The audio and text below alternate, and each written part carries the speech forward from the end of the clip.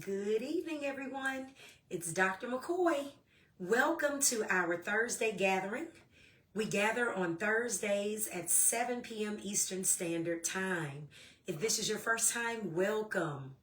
Now we are walking through the Bible. We're walking through the book of Luke, but we're going to deviate from the book of Luke on this Thursday because this Thursday happens to be Juneteenth. So I want to talk with us. Really, I want to have a conversation. So if you have any questions or any feedback, just feel free to type live. And if you are joining after 7 p.m., that's okay. Go ahead and put your question, your comment, or your concern in the chat, even on YouTube, and I will respond when I see it, okay?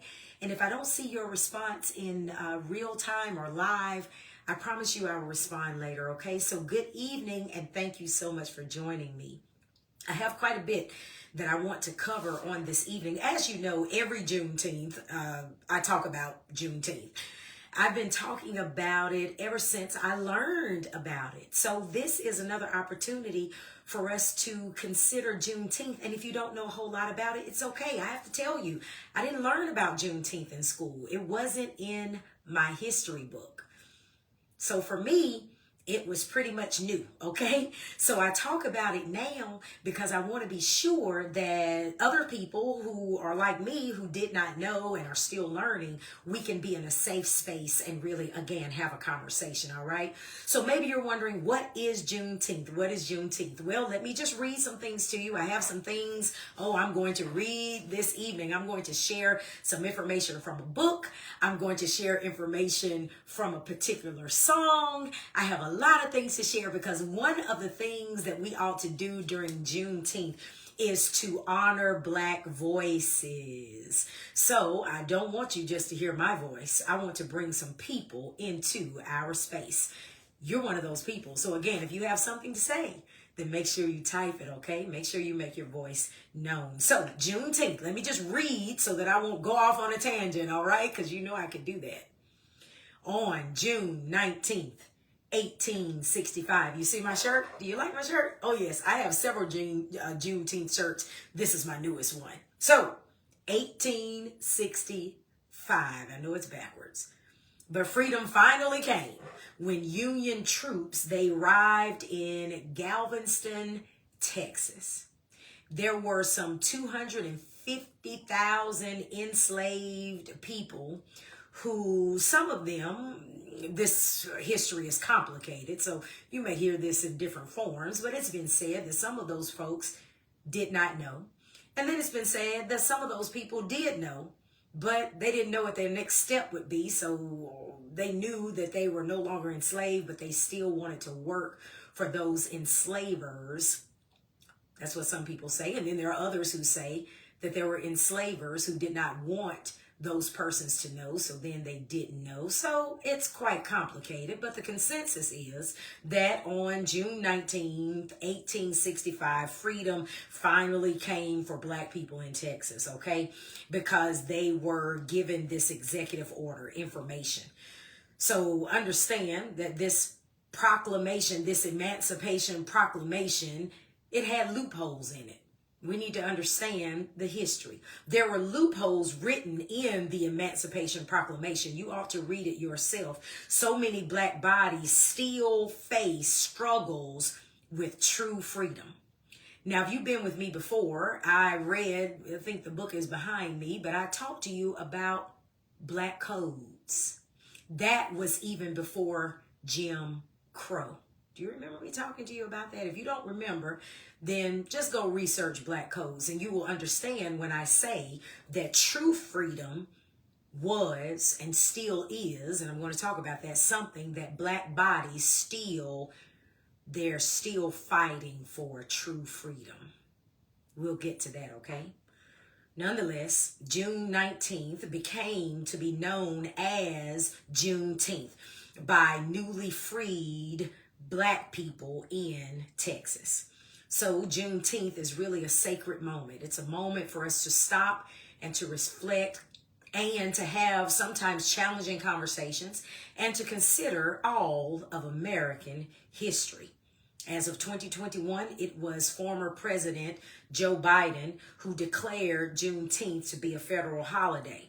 Now, when I talk about fighting for true freedom, understand that although in 2021, former President Joe Biden, he signed or he declared this as a federal holiday, we're still fighting for it to be a paid federal holiday. Let me say that again. Because some people assume, oh, it's a federal holiday, everybody's getting paid. Not everybody. All right? So there's still fights happening, and some of you weren't even off today. So it's observed Juneteenth through a range of community activities, which you will continue to see. You'll see it for today, but then there'll be activities this weekend. There were activities even before today. And these activities, community activities, they usually acknowledge even the contributions of those who fought relentlessly for freedom and those who still fight. And I want to say thank you to those who are not sitting by the wayside thinking that we have arrived. Because I'm going to share some things, Black voices, with you on this evening that will remind you that yes, we've gotten somewhere, but it's almost trying to get to California. And you get halfway through the United States and you say, oh, we're here. No, you've arrived somewhere, but you haven't quite reached your destination yet. So you keep your eyes on the prize, which is California. So this is why I say thank you to those who are not sitting back and simply saying, well, this is it, because no, it actually is not. Black history is American history, and it can be very complicated. So the details are given many times at Juneteenth. So as I mentioned, there were intentional loopholes written in the Emancipation Proclamation. So Black bodies were still struggling in this fight for true freedom. So some of them, for example, they sought freedom serving in the U.S. Navy. Black men did this because that was a type of freedom for their Black bodies. Now I will bring a Black voice into this space.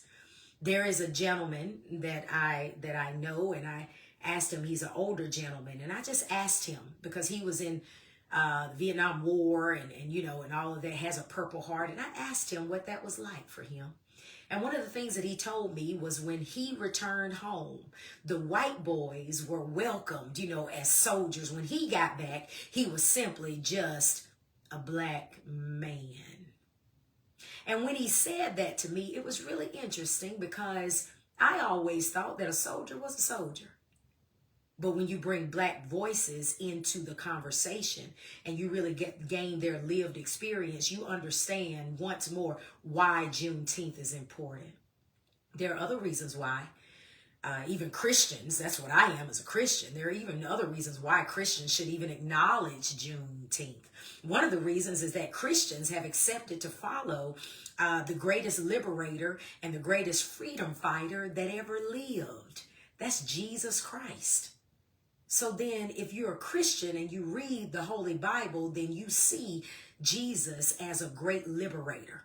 So for those who would say that Christianity is a white man's religion, they would need to really consider who Jesus is. Before you consider that, yes, enslavers use the Bible to keep people oppressed, read the stories of Jesus. When you read the stories of Jesus, you'll find you'll go even to the book of Luke. And when you travel to the book of Luke, which is what we're studying in our Bible study each week, we deviated on this evening. But when you open that Bible, you will find something that Jesus said about himself. Those of us who are following Jesus Christ must understand that Jesus said in Luke 4:18-19, the Spirit of the Lord is upon me because he has anointed me. And then he starts to list the things that the Spirit of the Lord has anointed him to do. Now you tell me whether or not this sounds like a freedom fighter. You tell me if this sounds like a great liberator. The Spirit of the Lord is upon me. He has anointed me to proclaim the good news to the poor. Aren't poor people oppressed? He has sent me to proclaim freedom, there's that word, for the prisoners, and recovery of sight for the blind, to set the oppressed free. There it is again. To proclaim the year of the Lord's favor. So if you are a Christian, that means that you've decided to follow Jesus. So when you think about Juneteenth being Freedom Day, oh, this is why you ought to participate. And I thank you for being here with me on this evening. And I hope that you are exploring what other people are doing and talking about, because I'm going to focus this evening mainly on bringing Black voices in a space so that we might obtain the lived experience of someone in a Black body in America. That's the part I'm going to focus on this year. I had to choose one thing. So Juneteenth, we accepted the invitation to follow this great liberator. We accepted the invitation to follow this great freedom fighter. And Juneteenth really allows, number two, each generation to stop and look around. See, when we're gone, thanks be to God, there will be other people talking about Juneteenth. Before we got here, maybe we didn't know about it. I didn't know about it. You know, it took me some years to learn about it because, again, it was not in my formal education. It was not in those history books. But somebody kept talking about it. So that by the time I was born, for example, I was able to learn. So Juneteenth allows each generation to reflect what more there is to do in America. Remember when I said thank you to those people out there who are still doing the work of freedom? It's because if they are, for example, Christian, they understand that they need to continue their Savior's work. Jesus said all of these things that the Spirit of the Lord has anointed him to do. So those who are following Jesus Christ, they realize that, hey, I gotta keep doing this work that my Savior did. Wait, he said, proclaim the good news to the poor. I need to do that. He said, proclaim freedom to prisoners. I need to do that. I need to talk about freedom. So if you are uncomfortable with folks talking about freedom and justice, even at Juneteenth, and you are a Christian, go back and read the Gospels. The gospel message is the birth, the life, the death, and the resurrection of Jesus Christ. Make sure you familiarize yourself with who you're following. Now, not only Christians recognize Juneteenth, because there are so many people who are not even attached to religion, but they know that humanity is important and they're going to fight for what is righteous. Thank you for doing that. Juneteenth is also important because it recognizes U.S. history, highlighting that when we celebrate the 4th of July, hey, that's great. But we need to highlight at Juneteenth, as we celebrate the 4th of July, it's about liberty, but that was an imperfect liberty. Reminding America of who she is. It was imperfect, the 4th of July, because slavery was still legal. It legally existed in this nation. So what type of freedom are we talking about? And I want to give us a working definition for freedom, and then I want you to think about what freedom means to you. Because apparently, freedom means different things to different people in the United States of America. And then there's this fourth reason why we should be concerned, or why Juneteenth is important. And this is the one I'm going to really focus on this evening. Juneteenth places Black people at the center of the conversation about freedom. Again, I said that different people think freedom is different things, but Juneteenth is an opportunity to place Black people in the center of the conversation about freedom. It's an opportunity to really consider freedom's meaning for Black people. It's a time to consider freedom's manifestation in this nation for Black people. So I want to have a conversation tonight. I think I qualify for this one. I'm walking around in a Black body in America every day. Didn't have to get that PhD to do that. I was born into this falsehood of race. You understand that race is a social construct. It's really not real. And so this is why I especially invited my brothers and sisters who have been identified falsely as white, have been identified falsely as Caucasian. I welcome you to this space especially because I want you to hear from Black voices on this evening. Because me too, I've been falsely identified as Black. Oh, thank you, God, for the human race. But since we live in this social construct called race, let's think about what freedom is, because again, different people would think of freedom in very different ways, all right? So the working definition of freedom is the power or the right to really act, to really think, and to speak in the way that one chooses without hindrance, without restraint. That is a working definition for freedom. So then understand, when we consider the proclamation, the Emancipation Proclamation, that executive order, some enslavers were concerned for their livelihood. So they did not want black bodies to be that type of free. What will happen to me if you start to freely speak? What will happen to me if you start to freely act? What will happen to me if you start to freely think for yourself? What will happen if you start to understand the Holy Bible, for example, as not something that I can use to oppress you, but something that God uses to liberate people? What if you find that out one day? Oh my goodness, oh my goodness. So then those enslavers, they wanted to keep the need for freedom from those enslaved. Oh, it's all right. We'll just stay right here because Massa gonna take care of us. It's all right. Even during the civil rights movement, Martin, leave those good white folks alone. We might be in the back of the bus, but at least we're on the bus. Oh, won't it be so nice for you not to even think about your need for freedom? I mean, everything's fine. Oh, in 2025, come on, we've had a black president. My goodness, you all had Obama. We had Obama.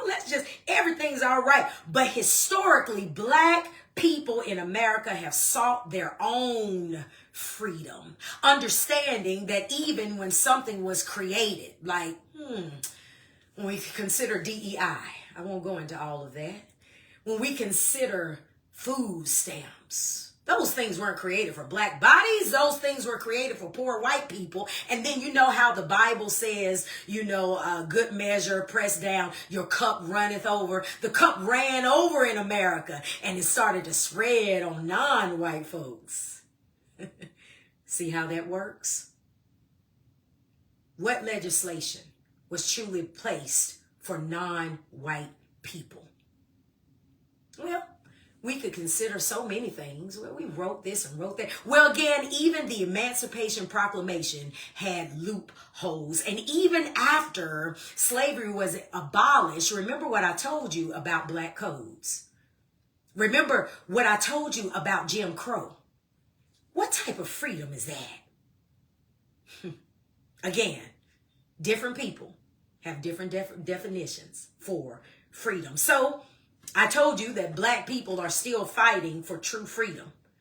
Let me give an example of how a black body tried to get the broader community to listen to his voice. His name was Michael Jackson. Sang a song entitled, "They Don't Care About Us."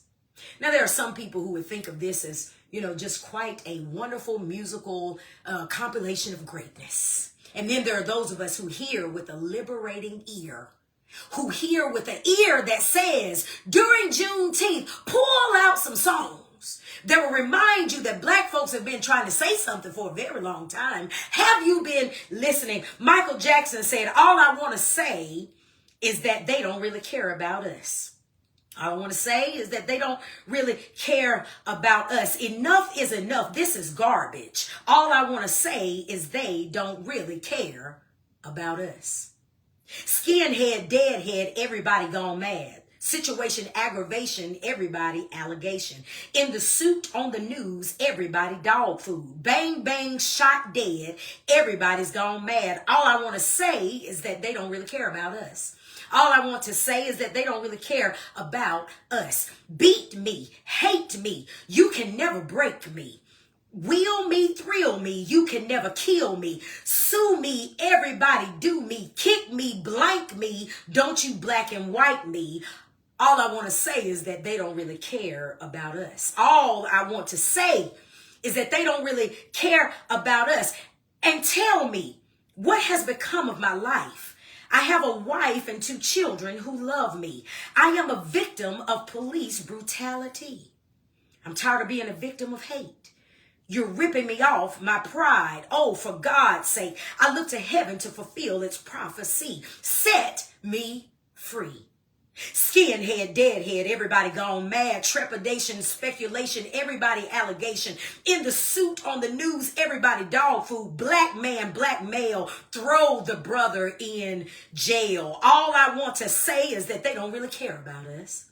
All I want to say is that they don't really care about us. And tell me, what has become of my rights? Am I invisible cause you ignore me? Your proclamation promised me free liberty. I told you there were loopholes. I'm tired of being a victim of shame. They're throwing me in a class with a bad name. I can't believe this is the land from which I came. You know, I really do hate to say it. The government don't want to see. But if Roosevelt was living, he wouldn't let this be. Skinhead, deadhead, everybody gone mad. Situation, speculation, everybody litigation. Beat me, bash me. You can never trash me, hit me, kick me. You can never get me. All I want to say is that they don't really care about us. All I want to say is that they don't really care about us. Some things in life, they just don't want to see. But if Martin Luther was living, he wouldn't let this be. All I want to say is that they don't really care about us. All I want to say is that they don't really care about us. They don't really care about us. We're deep in fire. All I want to say is that they don't really care about us. I'm here to remind you. All I want to say is that they don't really care about us. Don't you sit back and watch the beating. All I want to say is that they don't really care about us. Can you see all the more why Juneteenth is so important? Because sometimes we hear black voices, but we don't listen to black voices. Sometimes we listen to those voices to entertain. Michael Jackson, yes, was a great entertainer. I mean, in my opinion. And then there are some things that we need to dive deeper into, even at Juneteenth. So we tried to express what true freedom would look like to us, even in our music. We've also tried to express it, black bodies, even in literature. There is a book entitled Between the World and Me. It's written by Ta-Nehisi Coates. Literature. Again, thinking about what true freedom looks like. You know, there are times when black parents, and I'm not a parent, but I, again, don't just hear black voices, but listen to black voices. As I listen to black voices, there have been some black parents who have said that they have to have conversations with their children that white parents don't have to have. Now, again, I don't understand that because I don't have children. Now, I do have a 5-year-old nephew by the name of Saya, and I do understand that there may be moments when I would have to have a one-on-one with him because at 5, he's a cute little black boy. But then by the time he turns 35, that's when some folks start clenching their purses in the elevator. Whenever he would turn 35, oh, if he's big, oh, he might be seen as intimidating. He's 5 now, but when he's 35, why are you not smiling? Put a smile on your face. People are always trying to police black bodies. So I do understand that I may have to have conversations with Saya. Then I saw this book. This author, Ta-Nehisi Coates, he says Americans have built an empire on the idea of race, a falsehood that damages us, damages all of us, but falls most heavily on the bodies of black women and men. Bodies exploited through slavery and segregation, and today threatened, locked up, and murdered out of all proportion. What is it like to inhabit a black body and find a way to live within it? And how can we all honestly reckon with this fraught history and free ourselves from this history's burden. Between the World and Me is Ta-Nehisi Coates' attempt to answer these questions in a letter to his adolescent son. So, if you are a person wondering what the Black experience might be like, or if you really are concerned about listening to Black voices, this is a book that, again, I can't relate to this Black author in the way of having a son, but at least I can respect him to listen to his reality. He writes this letter. That's what this book is. It's a letter, that conversation that Black parents say they have to have with their parents. Letter to his adolescent, his Black son. Coates shares the story of his awakening to the truth about his place in the world. Through the stories of revelatory experiences from Howard University to Civil War battles, from the South Side of Chicago to Paris, from his childhood home to the living rooms of mothers whose children's lives were taken as American plunder. Between the World and Me clearly illuminates the past, bracingly confronts our present, and offers a transcendent vision for a way forward. So let me give you an example. It's Juneteenth. It's about Black voices this year. Let me give you an example of what he writes to his son. He says here, I write you in your 15th year.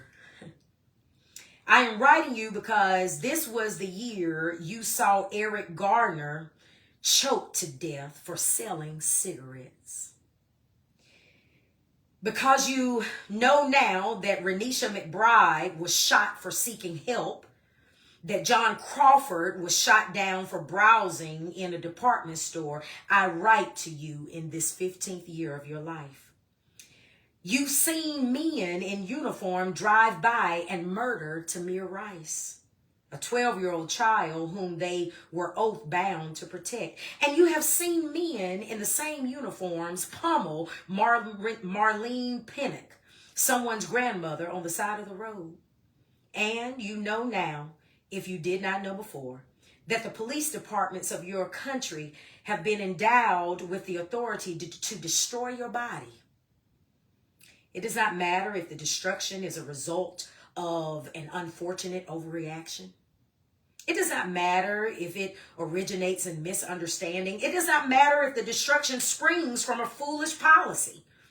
Sell cigarettes with the proper authority and your body can be destroyed.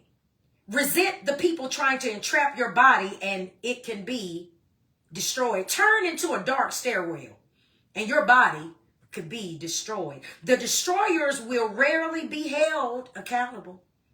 Mostly they will receive pensions. And destruction is merely the superlative form of a dominion whose prerogatives include friskings, detainings, beatings, and humiliation. All of this is common to Black people. And all of this is old for Black people. No one is held responsible. I have to share this with you as well. Something else he wrote to his young son. He says, there was a time when you learned that the killers of Michael Brown would go free.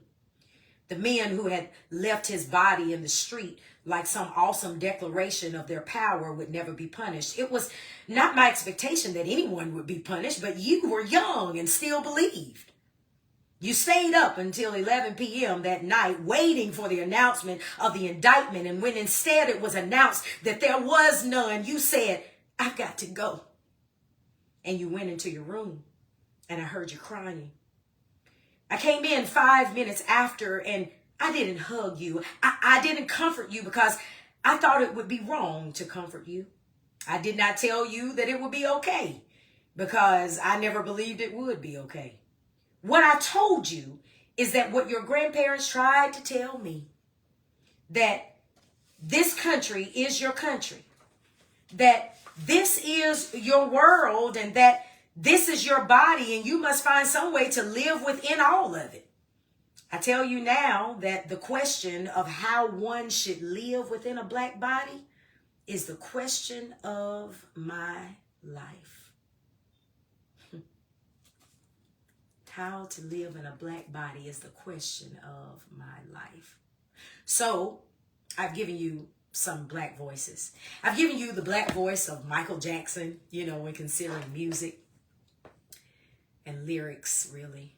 I've given you a black voice, Ta-Nehisi Coates, and the black voice he uses to prepare his black son to enter into an America that won't be forever embracing of this beautiful badge of blackness that he will wear throughout his life. Lastly, I want to give you an idea of why I'm saying that black folk are still fighting for freedom. Some black folk haven't had the awakening that some of these folks, these authors and musicians and people have. And so there's work to be done in the black community. They don't even realize, some of them, that they're still in bondage, mental bondage, spiritual bondage. Even though the chains have been removed from their wrists and from their necks and from their ankles, they're still shackled. They're shackled because they know that there's a type of freedom that other black people talk about, but I don't want to hear about that stuff. Why do we have to keep doing that? And as I mentioned in one group, some people say, folks are always playing the race card. Well, I tell you, I'd much rather play Uno. Playing the race card. I tell you, I would be very happy if those cards were not dealt to me in the first place. And when you say playing the race card, for me, this is not a game. It's not a game. When my mother told me the other day that she was standing in a space, she was taking up space like any human being, and the white woman, instead of saying, "Excuse me," just bumps into her. She talks to me about how that happens often. Then there would be some that say, "Oh, maybe the woman just didn't mean any harm." Sometimes as a black person, you can stand in a space and just wait to see if your black body would even be recognized. You'll stand there, you're in line as well, but look to the white person. You're next, and really kind white folks will say, "No, she was before me." There's a type of freedom that we still fight for because there are black folks still asking, "Can I wear my hair that way?" I mean, if I go to the job interview and my hair is not bone straight and silky, there are some black people, listen to this, talking about still fighting for freedom. There's still a type of bondage. Some black folks will wear a wig to the job interview. And then after they get the job, they'll wear their hair the way that God intended for it to grow out of their head. It's called natural. Still in bondage. You wear your hair the way you want to, but when that happens, that is an example of how black bodies feel in bondage and not really free. Because I can't really wear my hair like that. I won't be accepted. Or, can I wear clothes that reflect my heritage? I mean, I know I'm permitted to do it at Black History Month. But can I wear those clothes? Oh, it's too loud. Look at all these colors behind me. Oh my goodness. I'm not going to wear the black that reflects in Africa, the skin of the people. I'm not going to wear gold that reflects the resources of the rich land. I'm not going to wear the green that reflects the beauty of the land. I'm not going to wear the red that reflects the blood that was shed in the land of my heritage. Except for at Black History Month. Because they will accept it then. Bondage. Not really free. Or, what about this? Code switching. Do you know what code switching is? Now, not only black people code switch, but black people do it as well. I'm talking about true freedom. What it looks like may not be here, may not be there, may not be on the ankles, but here. It's when a person changes the way they speak. They change the way they behave or the way they present themselves in specific situations, in specific circumstances, because they are bound to be more like the dominant culture in America, which is white. Let me give you an example. A black employee uses African American Vernacular English, AAVE, uses that around other black coworkers, but switches to standard English around white coworkers. Code switching. Another example, an employee uses formal language when speaking with managers, but uses slang and informal language when speaking to close colleagues. That's another example. And then another example of code switching, as I said, is not just a black thing, but listen. A multilingual employee speaks Spanish around family and friends, but switches to English when speaking with colleagues in the workplace. Now, some people would say, oh, it's not a big deal, but understand that code switching refers to individuals, often members of marginalized groups, changing the way they express themselves to fit the dominant culture, as I said, within a specific context. So I can't be black, or I can't be Asian, or I can't be Hispanic. I can't be Mexican, because the dominant culture, white folks, what would they think of me if I really show up as my full self? So then I'm not really free. So this means that the person may adopt different languages or accents or mannerisms, sometimes in the same sentence or conversation. That's code switching. So I have a question for you. With these examples that I've given, are you really free? With these examples that I've given, is it affecting your mental state? Where you walk out of the job or you walk out of the institution or organization and you just take a deep breath. Because I guess now you can take the shackles off. Now you can take the shackles off. Okay. Well, as long as when we do these things, if we do them, as long as it doesn't cause us to become hostage in our own bodies, it's okay. So I may be talking about this and you're saying, Dr. McCoy, that's foolishness. I don't feel that way. I make my own choices. I'm free to make my own decisions. We just use that term so loosely. I'm just making sure that you understand what true freedom is for you. Because the fact of the matter is, many people are walking around without being in, any type of restraints, but they really are. This is why people are still fighting for freedom in America, so that the dominant culture does not simply say, oh, you all are all right. No, I need to tell you that I'm not. I need to tell you that I'm really not. Okay? I need to tell you that it's exhausting in some of these spaces. This is why, again, I wanted my white friends and colleagues and Facebook followers and whoever you are to hear this just one day of the year. It's just one day, okay? Juneteenth. You can take it. You can take it, because many of you absolutely care. You do care. But you cannot join in the work if you don't hear the hard parts first. Many times we talk about reconciliation, but we don't want to talk about how we got here in the first place.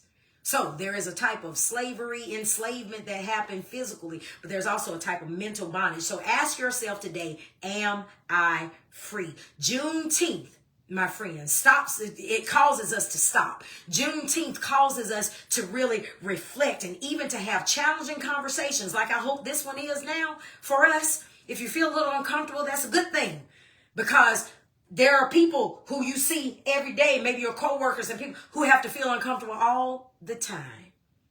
So helps us, Juneteenth, to accept all of American history. So then I'll close with this, because I think that this is great. It really clearly and concisely confirms all that I'm trying to say. Someone once said that the 4th of July freed the land. Juneteenth freed the people. The 4th of July freed the land. Juneteenth freed the people. And now and forevermore, there will be many of us who are Americans who will still work to truly free the people. So go in peace. Happy Juneteenth. And I pray that we will truly find freedom. Thank you for being here. Have a great night.